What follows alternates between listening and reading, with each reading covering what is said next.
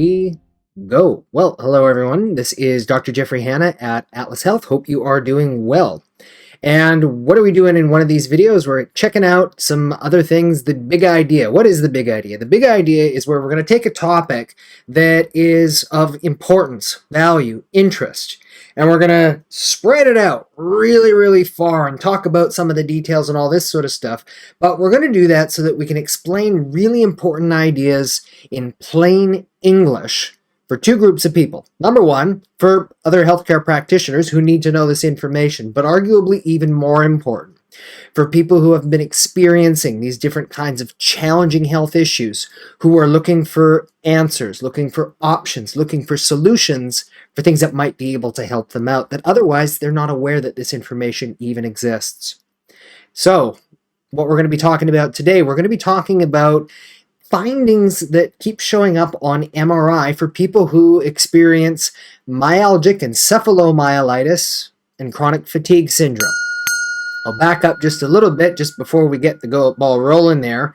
So what is it we're talking from a symptomatic standpoint? So chronic fatigue kind of speaks for itself. Persistent fatigue. You have no energy. The battery is flat, and despite your best efforts, it's not picking up. Myalgic encephalomyelitis, what is this?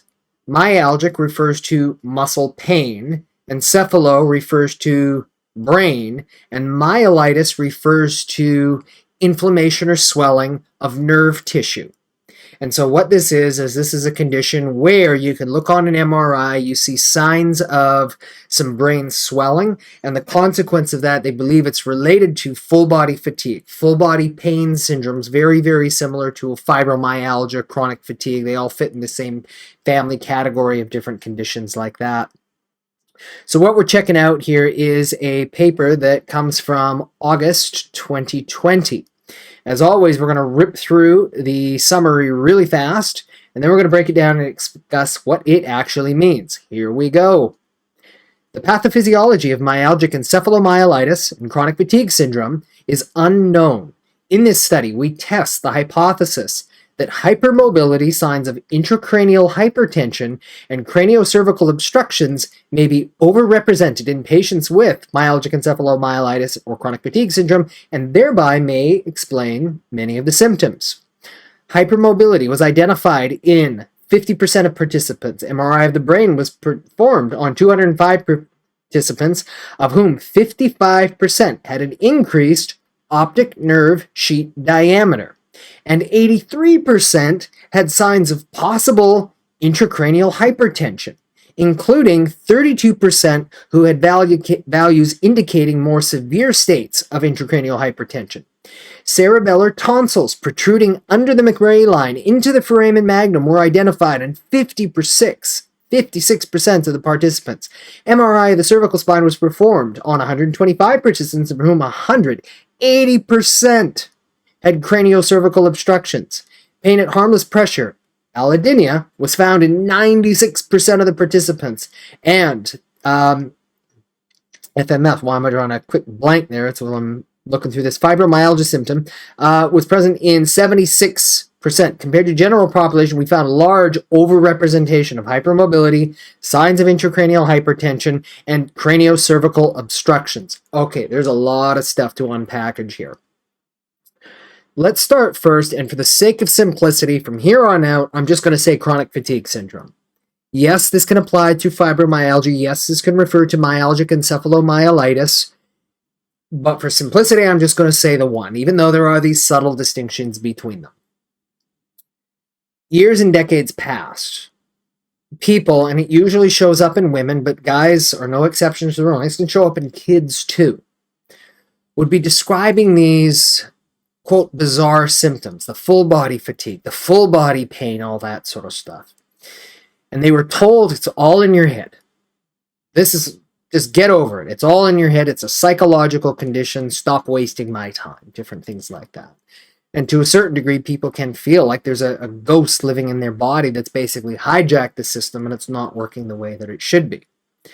The point being is that the underlying condition as far as, what causes things such as a chronic fatigue syndrome is relatively unknown. I have done a number of different videos in a number of different places where I refer to chronic fatigue syndrome. Firstly, well, what it's officially known as is a diagnosis of exclusion. And by that, it means that you've had this blood test, you've had that scan, you've had all of this stuff, but nobody can identify true blue pathology that says, you have this, therefore that is what causes chronic fatigue syndrome. Now, what I contend is it is more of a combination lock kind of problem. What a combination lock kind of problem is where there is not just one thing that causes it. It is where it is most frequently a combination of a few things. And in addition to that, it can be different combinations for different people. So what are some of the common ones that are associated, in terms of the belief for people with chronic fatigue syndrome? Okay, well, you've got chemical toxicity, you've got virus infection, namely something along the lines of an Epstein-Barr virus. You can also throw in there Lyme disorder, so the Lyme, the Borrelia bacterial infection. You can throw in there heavy metal toxicity. You can throw in there post-traumatic stress disorder. And by that, it's not always the stressor itself that causes the issue, it's how we perceive what it actually happens. So sometimes even very slights can cause us basically to blow a metaphorical fuse. And then there can also be the underlying physical components, overtraining syndrome, any number of different physical injuries, all that sort of stuff that we're kind of going to look in this article. And so each of these, I do believe, very much has its merit. But what it also means is it means that just because person A, who you read about on the internet, who had a miraculous recovery when they had treatment A, it doesn't necessarily mean that that is true for all people who experience chronic fatigue syndrome. It's absolutely worth exploring, but it's important to recognize that that combination is very frequently different in every single individual. And it's important then that not just the single healthcare provider that you're working with, but really the team that you are working with is working in a hierarchy and in a logical sequence so that you have the best possible chance of getting these improvements from these other kinds of issues. So, now that we understand that really that first sentence, pathophysiology is unknown.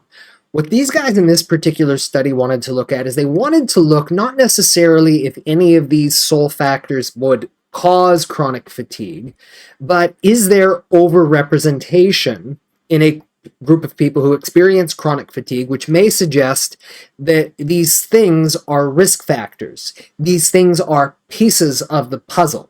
These things are one of the contributing issues that if you can resolve it, that it might be able to help these people out. And so what were they looking at first? I might go, well, let's start with a simple one, hypermobility. What this means is this simply means excessive movement. Movement in the, and they're saying specifically in the upper part of the neck, where the base of the skull meets the C1 and the C2 vertebra. Hypermobility is simply put where the normal ligaments that hold everything together are moving a little bit too much. I've done another video here which talks about how when you have excessive amounts of mobility through the ligaments in the upper neck, what can happen is the muscles through the back of the head to tighten. If the muscles in the back of the head start to tighten, that then in turn can start to affect joint position and ultimately produce tension, which affects the function of the nerve system in that area, and that's only what controls all the communication between the brain and the rest of your body. That's it. But it also influences fluid flow. Not just blood going up and down from the brain, but also the circulation of the fluid around the brain that provides you with the energy, the oxygen, and all of the other nutrients that you need in order for your brain system to work in the first place. So then if you have this hypermobility, so ligament injury, think of it like that, and then if you have the intracranial hypertension, this is where you start to have abnormal buildback of pressure because you have too much fluid going up, it's not draining out properly, and it's also, as a consequence, it's not circulating properly, that what it can do, at least in terms of what they're looking at here, is it can actually cause the optic sheath to start to bulge outward. The example that you might be familiar with that is that of glaucoma. Why is it that when you go to see the optometrist, they spray air in your eye? And why do they look to see what's the size of the disc in the back of your eye? It's because your eyeball is actually a physical extension of your brain. And so if you see the normal features that are starting to bulge outward, coming at you more like this, when you're looking in the eye, you're like, okay, that's not good. There is because there is something that is causing a backlog of pressure on the inside. And you have to rule out things like bleeding, tumors, infections, all that sort of stuff. But in chronic situations, it's very possible that, okay, there's no lesion, but there's an excessive amount of fluid. That's what's causing the bulging to back up. And we'll talk about how that fluid then in turn can be related to things in the neck. And lastly, what they talk about in terms of what's called a craniocervical obstruction.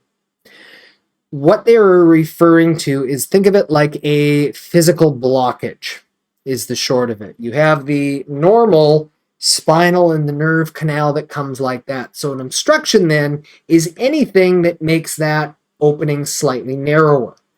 In this particular paper, they are going to talk about discs, and they're also going to talk about what's called a retro or an anterolisthesis. It's slippage of the vertebral body one way or another, which causes the normal amount of opening in the nerve canal to get a little bit narrower. If it is narrower, there is not as much room for that transmission, that life cord between your brain and body to transmit those messages. And they believe that that can be, again, one of the things that may be associated with dysfunction in the brain, abnormal messages going up and down, and as a result, this quote-unquote phantom fatigue, phantom pain, neural facilitation, neural fatigue that then we call fibromyalgia, myalgic encephalomyelitis, chronic fatigue syndrome.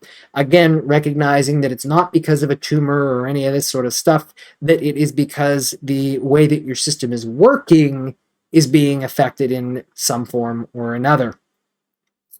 So as we start to slide through this, they talk about how exactly did we measure all of this stuff. Basically, they took MRIs and they said, okay, based on the MRI, are we seeing signs of bulging of the neural sheath? Are we seeing swelling on the brain? Are we seeing signs of occlusions or narrowing? Again, they're using the word obstruction in terms of what is actually, going on. Is there something that is narrowing the opening? And this is something that's pretty interesting, I think, for any person who is, again, they experience these symptoms, they've been to any number of different practitioners, and they feel like they're all alone and all of this sort of stuff. This doesn't necessarily help soothe that, but this hopefully will help you appreciate that you're not alone in this. The mean number of contacts in the healthcare system for the patients that were in this study over a 5-year period was 90.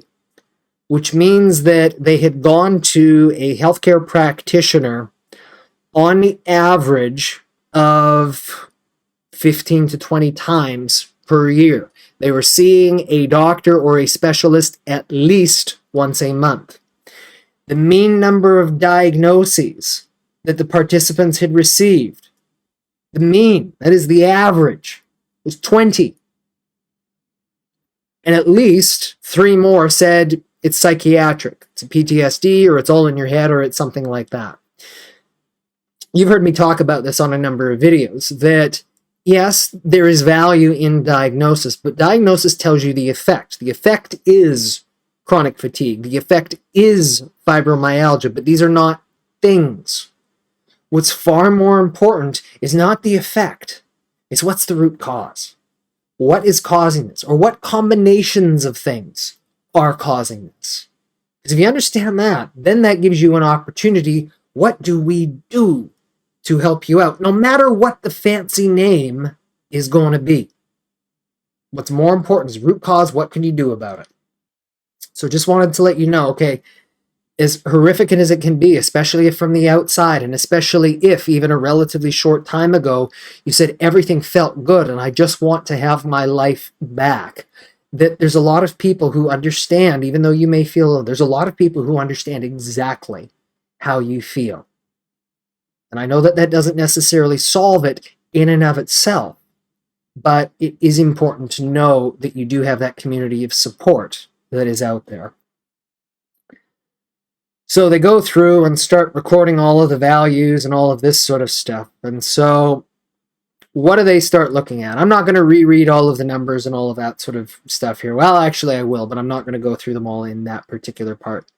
So the first thing that they go through, they have the hypothesis, the belief, that general joint hypermobility and craniocervical obstructions, so joints moving too much, ligaments being a little too loose and sloppy, and a physical blockage would be overrepresented in patients with chronic fatigue syndrome versus, say, the general population. So let's say we take 100, they use a different number here, but 100 healthy people, and we're going to compare how many of them have this versus how many people experience chronic fatigue, and then we're going to compare, are they about equal, in which case, if they're equal, then it means no, this very likely is not a contributing risk factor. But if you see, okay, this is what the prevalence is a normal population, but whoa, this is what you see in the chronic fatigue population, it's like, there's something to that. And it means it may not be all of the answers, but that means pay attention to this kind of stuff. Now, one of the first things that they did want to discuss and talk about is they said, okay, if we're going to be talking about joint hypermobility in the upper neck, we need to make a distinction between what is known as Ehlers-Danlos syndrome. What is Ehlers-Danlos? Ehlers-Danlos is a genetic disorder, which is where your ligaments, rather than being made of really tight, strapping, strong collagen tissues, those collagens are made more of elastin, which means that your ligaments are more like really loose rubber bands. And as a consequence, you have a lot more flexibility through all joints of your body, which means that things can pop in and out a lot easier. I have found really within even just the last few years that it's a condition that is becoming increasingly over-diagnosed. People think that because I have clicking and I have pain and I have certain conditions at the base of my neck, I must have Ehlers-Danlos. I disagree with that. So firstly, it's a genetic condition. If you cannot get your thumb to touch the back of your wrist like this, like I obviously can't, then odds are you do not have that genetic condition. Yeah, you can absolutely still have hypermobility in the upper part of your neck, but guess what? It's not because you have Ehlers-Danlos. And even this, even if you can get your thumb to touch the back of your wrist, even that doesn't guarantee that you have it either. What I find, and this is important because in my line of work, looking at the specific relationship between the joint alignment, the integrity, and the neurological function between the top two vertebrae in the neck and the brainstem and the nerve system, is that if you have any of those joints actually lock up, in other words, you've had a physical injury, it's not broken, it's not dislocated, but it's gotten entrapped, and as a result of that, it's not quite moving the way that it was before, it's not quite moving the way it should. It means then that your body, in its innate ability to adapt to stress, to try to compensate, is going to produce excessive amount of mobility in the adjacent areas. And in particular, the C1 and the C2 vertebra, because it's the only segment in the entire spine that lets you do this, is going to be the universal adaptator. In other words, no matter where you may have a mechanical issue in the alignment of your spine or anything like that, but particularly if it's at the very top or just below, in the upper neck one way or another, it means that those ligaments in that segment is probably going to be moving a little bit too much. Why? Because it's needing to do that in order to compensate for other issues that are not moving enough. And the problem is that when you start to say that, oh, that's the exact same thing as an Ehlers-Danlos, no, we are talking chalk and cheese in terms of the underlying mechanism, but also the solution. Just because some of the symptoms may be common, it doesn't mean that you're dealing with the same kind of condition any stretch of the imagination. And so there's a number of articles that are coming out from a lot of the neurologists, orthopedic surgeons, basically saying the exact same thing, that we really are lacking a true diagnostic standard to say, this is when you do have the real deal Ehlers-Danlos versus this is where you're experiencing hypermobility in the upper neck, but you're having it for a completely different reason. As a result, you need a completely different treatment strategy. So what these guys are saying is that they found that, really in the true population, Ehlers-Danlos, maybe 1% of the population, maybe. And yet 20% of the people in these particular group had been diagnosed as possibly having it in terms of an explanation for why they, would be experiencing chronic fatigue syndrome.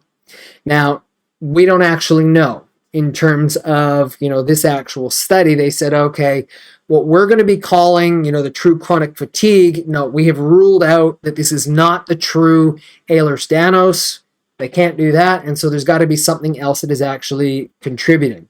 What they also wanted to check was what is called a Chiari malformation. What is a Chiari malformation? I've also done a series of videos on this, but in brief, let's say that this little model here, which represents the base of the skull, and this opening, which is where your brainstem sits, imagine that I have a balloon sitting here and a string that comes down through that opening right here.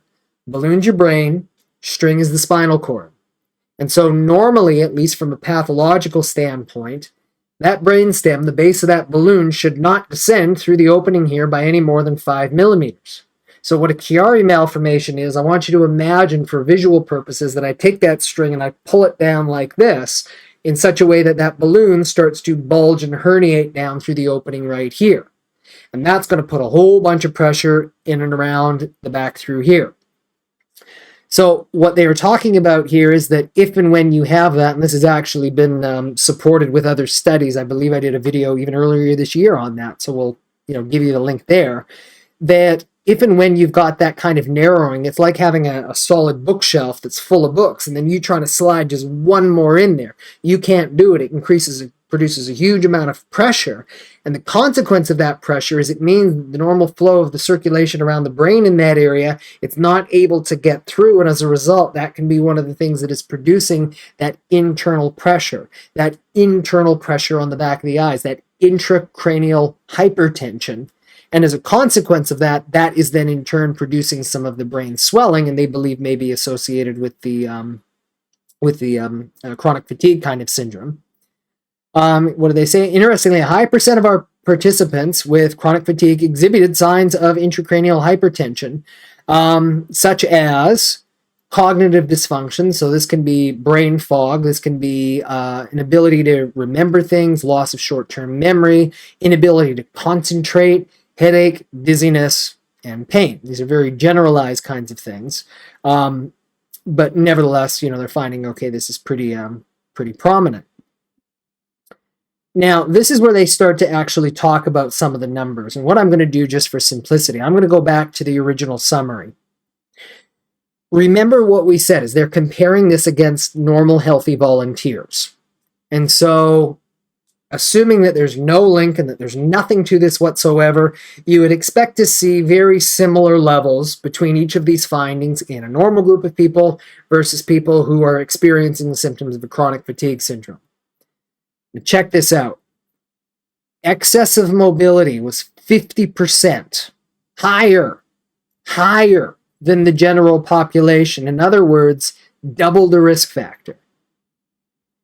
55% had signs of swelling in and around the optic nerve, and 83% of them had other signs of possible intracranial hypertension. That is, even if they didn't have brain lesions and all of that sort of stuff, they still had a backlog of pressure in their head. And guess what? If you've got too much pressure in your head, that pressure by default is also going to be affecting your brain and how it functions and how you feel in terms of your movement, your sensory, your cognition, your energy, your everything. This Chiari malformation, 32%. So increased it by 32%, more likely in terms of a risk factor. Oh, did I misread that? Yeah, I misread that. Sorry, it wasn't 32%. It was 56%. So it was even higher. And these MRIs were done lying down. When a person stands up, those tonsils go down even a little bit lower. That brainstem gets pulled on that little bit more, which could possibly be one of the reasons why so many people feel better when they lie down and they feel worse the longer that they've been upright. And I found that 80% had craniocervical obstructions. 80%, which is massive. And 76% of overall people, 96% of people had increased pain sensitivity, and all this sort of stuff. But I want to come back now to this one about the craniocervical obstruction. Craniocervical obstructions were frequent in our study sample. Most were disc bulges and hernias, and they were found in 80% of people who were looking at the cervical spine. But check this out. These kinds of obstructions are frequent, increasingly frequent, with increased age, and may be asymptomatic. Now, this is not necessarily because you are getting older, but this is because if you are older, it's more likely that you've had a number of physical injuries.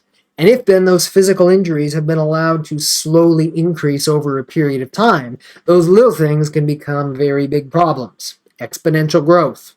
Snowball, avalanche. Not good. Also pointing out, can be asymptomatic. People can have bulging discs and all kinds of issues in their neck. And they say, oh, yeah, I feel just fine. There's no issues with me. Well, I don't have pain, so I don't need to do anything at all. And unfortunately, that kind of thinking, that kind of logic is what can get us into really, really big trouble.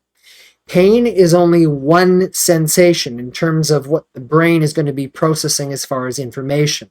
You can have all kinds of other issues and be, quote, feeling fine, but there can still be underlying problems. If you have ever known anyone relatively healthy, but then suddenly heart attack, suddenly cancer, I'm using big examples here, but those are not things that just happen overnight. Those are things that have slowly accumulated over a long period of time, feeling fine until they reach critical mass, and then it is on. Again, compound growth, slow, all at once, just like that. And the same can go with these particular kinds of obstructions. Now, there is a really important obstruction that they didn't actually talk about in this paper at all, probably because they weren't looking for it. And truth be it, this is probably one of the most overlooked causes, in my opinion, when it comes to chronic fatigue syndrome. Let's grab our little model back here again, and let's grab a little plastic model of the top vertebra in your neck. Now, of course, when you're a hammer, everything looks like a nail. I am an upper cervical chiropractor. My focus is in the alignment of this joint. This is not to take anything else from anyone else or to take anything away from anybody else. This is simply showing you what is the relationship between this thing and chronic fatigue syndrome. Well, they found 80% of people have these obstructions, and we've already talked about all of the issues that this can cause. The thing that's special about this vertebra, there's a lot of things, but one of them is it is the only segment in your spine that actually does not have a disc. And these guys were looking for disc bulges. The C1 vertebra doesn't have a disc. That's what lets you do this, and that's what lets you do this. In other words, in order for it to move, it is suspended by muscles and ligaments. And those ligaments and those muscles can be injured. How? Whiplash injuries. Doesn't have to be a car accident, but anything where your head goes like this, or side to side, or looking on a computer too much, or tripping over the curve and landing on your shoulder, bumping your head on the car door, sports tackle, sports injury, hitting your head on the pool, getting dumped off a wave. You get the idea. This just can add up over years and decades, the kinds of things. And I repeat, there's not a disc to anchor it in place. So that atlas, which normally lets you be able to do this movement with your head, sits right below the base of your skull, like that. And it normally lets you do that up and down movement like this, and then the side to side, and then turning relative to the C2. Well, I want to pose this as a possibility for the obstruction, okay? So we are looking, and I'm going to try to line this up as good as I possibly can. We're looking through the opening. This is where your brainstem sits. This is the communication gateway between the brain and the rest of your body.